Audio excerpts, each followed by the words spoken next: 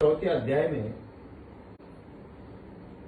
जो बड़ा प्रसिद्ध और सब लोगों के मुखाग्र होने वाले श्लोक को हम लोग समझने का प्रयत्न कर रहे थे। भगवान ने कहा कि यदा यदा हि धर्मस्य ग्लानिर्भवति भारत अभ्युत्थानम् अधर्मस्य तदात्मानं सृजाम्यहम्।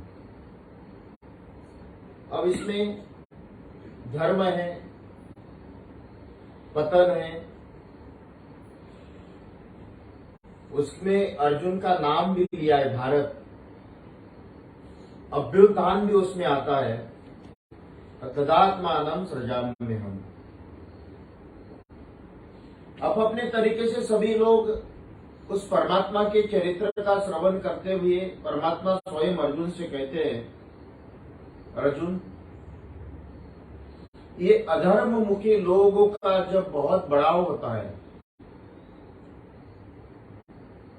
इनके झुंड के झुंड जब बन जाते हैं, तब ये धर्म को मानने वाले लोग बहुत कम होते हैं। अब धर्म को बलवान कैसे किया जाए? तो कई बार कहा गया है कि गायों की सेवा करना, त्रिसंध्या करना, वेदों का अध्ययन करना, महापुरुष संतों की सेवा करना, पातिव्रत्य धर्म, ऐसे 7 चीजों से धर्म का बलवान माना है।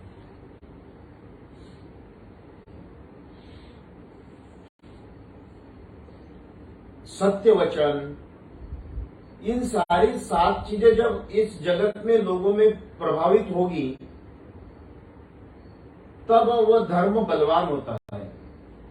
और ये इन सभी चीजों का जब पतन होने लगता है, तब अपने आप ही धर्म निर्बल होने लगता है। धर्म जब निर्बल होने लगे, तो ये प्रकृति भी अपने आप निर्बल होती है। आज हम लोग ग्लोबल वार्मिंग की जो चर्चा है, ये धर्म की निर्बलता का प्रमाण है। आज गर्मी इतनी जो बढ़ रही है, ये धर्म के निर्बलता का प्रमाण है। शुरुआत हो गई है। अब उसको बहुत विस्तार के साथ करने के बजाय भगवान ने यही कहा कि इस अवस्था में जब आती है, तो अर्जुन, मैं उसके लिए जन्म लेता हूं। फिर उन्होंने अपने उद्देश्य बताए 8वें श्लोक में, परित्राणाय साधूनां विनाशाय च दुष्कृता धर्म संस्थापनार्थाय संभवामि युगे युगे। एक सबसे पहला शब्द उन्होंने कहा कि परित्राणाय, कहते हैं कि परित्राणाय साधूनां, एक साधु, मतलब इसका संकेत भी अगर भगवान को अगर मिलना है, तो आपके विचार साधु जैसे रखो या आपके विचार रावण कंस जैसे रखो। इतने दुष्ट बन जाओ, उतना पाप करो जो परमात्मा आ जाए, या इतना पुण्य करे जो शबरी के कुटिया में जाकर बेर खा ले। उतनी साधुता आपके हृदय में हो, आपका मन इतना शुद्ध हो, निष्कलंक हो, निष्पाप हो, तो भगवान कहते हैं इस धरती में खाली 2 लोगों के लिए आता हूं, या फिर अति दुष्ट या अति सज्जन। बीच वालों को भगवान पूछते नहीं है। फिर वही लटकते हुए चल रहे, खाए पिए सोए लगाए और चारों के कंधों में जाकर वापिस राग बनकर आ गए। भगवान ने कहा कि इन सभी चीजों में तो धर्म संस्थापनार्थाय, उनका उद्देश्य ही नारायण का ये होता है कि जगत में धर्म रूपी मानसिकता के लोग बने रहे। जितने भी दोष है, कायिक, वाचिक, मानसिक, मनुष्य के हृदय में, तो भगवान ने कितना धर्म संस्थापनार्थाय, तो सभी अपने आप को मिटाकर सुख की पताकाओं को प्रतिष्ठित करना, ये मेरा मूल अर्थ है। और जैसे ही विवेक रूपी दीपक आपके हृदय में विवेक नहीं होता है। अब विवेक का मतलब अगर हम लोग देखें तो रास्ते में चलते हुए उस रास्ते को किस तरह से पार करना, लड़ते लड़ते पार करना है या हंसते हंसते पार करना, इसी तरह से जीवन के रास्ते भी आप हंसते हंसते पार कर रहे हो या लड़ते रोते रोते पार कर रहे हो, इसके ऊपर ये आश्रित है।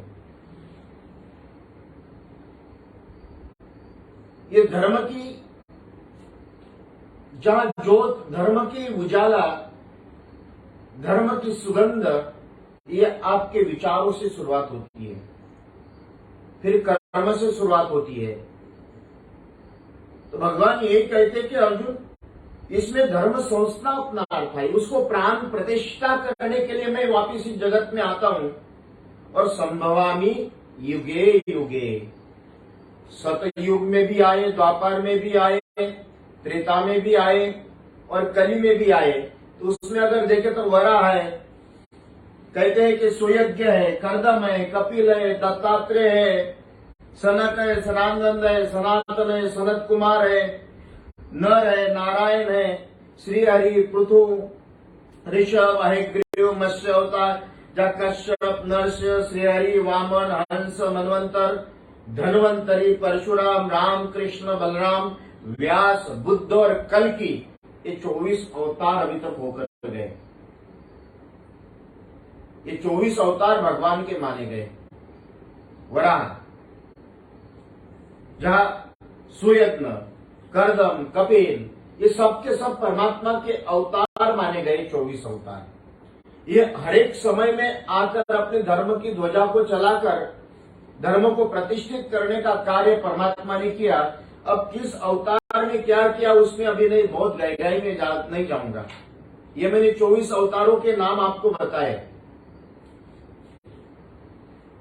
तो इन 24 अवतारों में अगर आप चले जाओगे, उनका एक एक की प्रतिष्ठा अगर आप देखोगे, उन्होंने एक एक ने क्या किया है, धर्म के लिए क्या काम किया है, तो समझ में आएगा।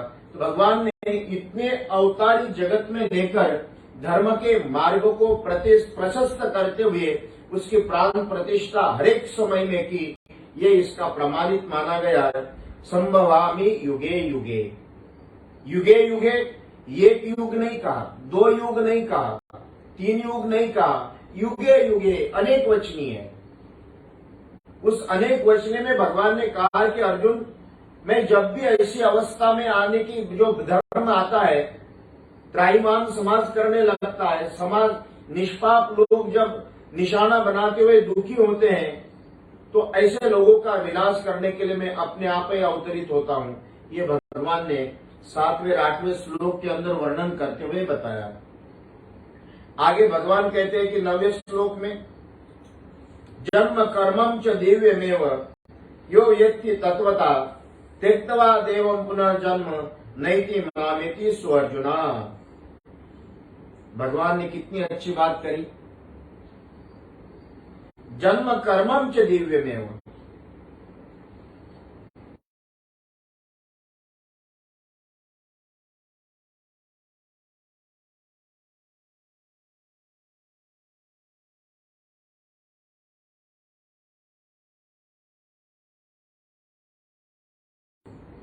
ब्रह्मदेव जब एक सुअर के पास आए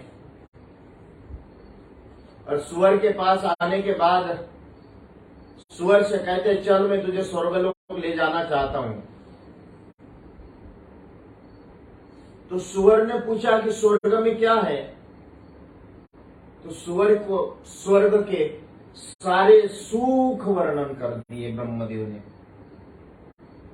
ये है शामंतक है, कामधेनु है, पारिजात है, नाना प्रकार के सुख, ऐश्वर्य, इतना दिव्यता है, भव्यता है, स्वर्ण, चांदी, हीरे, मोती सभी खाने के लिए सारा वर्णन करने के बाद अंत में सुअर पूछता है कि वहां लौटने के लिए कीचड़ है? सुअर ने ब्रह्मदेव से पूछा। हमारे जीवन में भगवान ने यह कहा कि जन्म कर्म च दिव्य में हो, हमारी विचार, संगति, कर्म, भाव, स्वभाव, शब्द, ये सारे के सारे हमारे आचार, विचार, रहन सहन, इर्द गिर्द, दाएं बाएं, आगे पीछे, हर एक क्षेत्र में आपके कर्म श्रेष्ठ होना चाहिए। भगवान क्या कहते हैं? जन्म कर्म च में दिव्य में हो। ये कर्म अपने जीवन में वाकई में दिव्यता हो, श्रेष्ठता हो।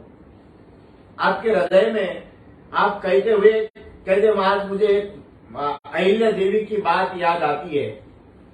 मां अहिल्या के समय में बहुत सारे लोग, बड़े बड़े राजे महाराजे, धनपति, करोड़पति, हो सकते कि उनसे भी ज्यादा करोड़ अरबोपति थे, लेकिन मां ने अपने कर्म दिव्य इतने बनाए, भारत का एक भी ऐसा तीर्थ स्थान नहीं छोड़ा होगा जहां किसी प्रकार का सेवा प्रकल्प नहीं किया है। उस समय मोटरसाइकिल, गाड़ी, फ्लाइट कुछ नहीं था, रहती थी इंदौर में। लेकिन भारत जब आज से 400 साल 500 साल पहले कहां तक, अफगानिस्तान तक भारत की सीमा थी। हरेक मंदिरों में उस समय तिरुपति बालाजी में 200 मन सोना मां ने चढ़ाया था। उस समय सोमनाथ के मंदिर का जीर्णोद्धार करवाया, काशी विश्वनाथ का जीर्णोद्धार किया, रामेश्वर में किया। ऐसा जिस जगह पे मैं गया हूं, उस जगह पे मां ने कहीं ना कहीं, मां अहिल्या ने वाकई में धन्य उस मां की, भगवान ने उससे इतना बड़ा श्रेष्ठ काम करवाया। यही दिव्यता है। जीवन में ऐसा नहीं है कि आपको धन ही लगा दो, अपने शब्द भी श्रेष्ठ रखो, विचार भी अच्छे रखो, अपने कर्म भी सात्विक सहज पुण्याचारी कर्म हो। भगवान यही कहते कि अर्जुन, जन्म कर्म च में दिव्य में यो वेत्ति तत्वदा त्यक्तम देव पुनर्जन्म नैति मामिति स्व अर्जुना। अपने लिए उन्होंने कहा कि अर्जुन, मेरे लिए कोई जन्म की जरूरत नहीं है, ना मेरे लिए कोई मृत्यु की जरूरत है। जन्म लेता हूं तो कोई सुख नहीं होता है, मृत्यु होने के बाद भी कोई शोक नहीं होता है। तो इन सारी की सारी बातों में भगवान ने यह कहा कि अर्जुन, इन सभी अपने आप में मैं मुक्त हूं। किसी ने अपमान कर दिया, किसी ने क्या कर दिया, कोई मान ले, कोई नहीं मान ले, कोई पूजा कर ले, नहीं कर ले, मंदिर में जाए, नहीं जाए, और किसी भी प्रकार से परमात्मा, मैंने एक बार दृष्टांत बताया था, कोई गाली बक ले या कोई उसके ऊपर पैर रख ले, कोई उसको पुष्प चढ़ा दे, कुछ भी करे, लेकिन उसके जीवन में वो किसी से शिकायत नहीं करता है। वो कहते हैं कि संत नामदेव महाराष्ट्र में होकर गए, उन्होंने गुरु नहीं किया था, तो गुरु करने के लिए विश्वभा नाम के एक संत थे, उनके पास संत नामदेव को भेजा। विश्वभा खेचर शिव पिंडे के ऊपर पैर रखकर सोए थे। नामदेव को लगा ये कैसे महाराज है, कैसे गुरु है, शिव के ऊपर पैर रखकर सोए हैं। तो उन्होंने कहा कि महाराज ये कोई अच्छे लक्षण है, आप एक काम करो, ये पैर उठाओ। तो विश्वभा कहते नामदेव, मैं बहुत बूढ़ा हो गया हूं, तुम ही थोड़े पैर उठाकर रख दो। तो नामदेव गए, पैर उठाए, जहां रखे वहां शिवलिंग उत्पन्न हुआ। पूरे खाट के ऊपर घुमाते हुए गोल गोल शिवलिंग, पूरे खाट की तरफ शिवलिंग आए। तो परमात्मा यही देखता है कि आपके कर्म कैसे हैं।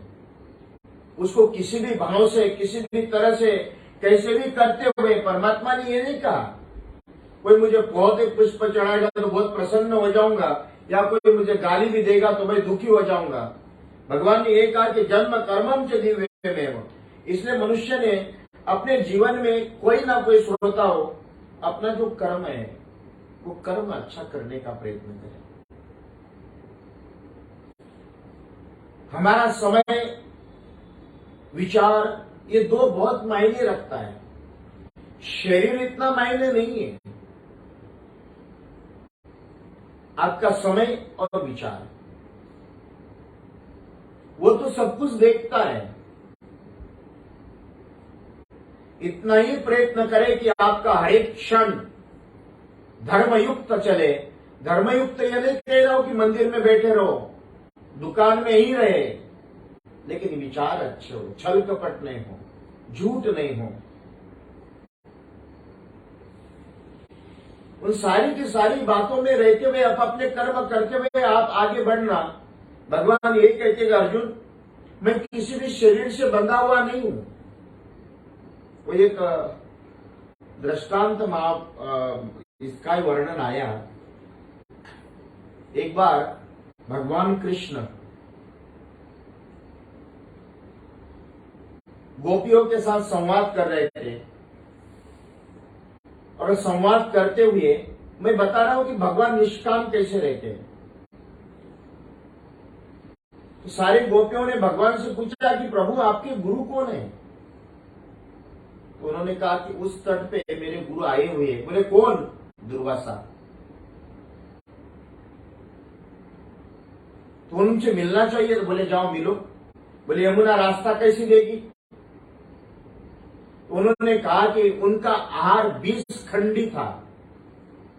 20 खंडी मतलब 20 किलो का एक खंडी होता है। सवा किलो, ऐसे 20 सवा किलो जब हो जाए तो एक खंडी माना जाता है। और ऐसे 20 खंडी अन्न वो ग्रहण करते थे। इतना बड़ा आहार उनका था।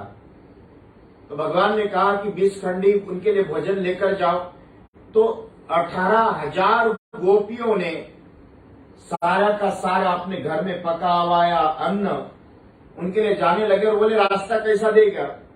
तो उन्होंने कहा कि जाओ यमुना से कह देना कि कृष्ण अगर वाकई में ब्रह्मचारी है तो हमको रास्ता दीजिए।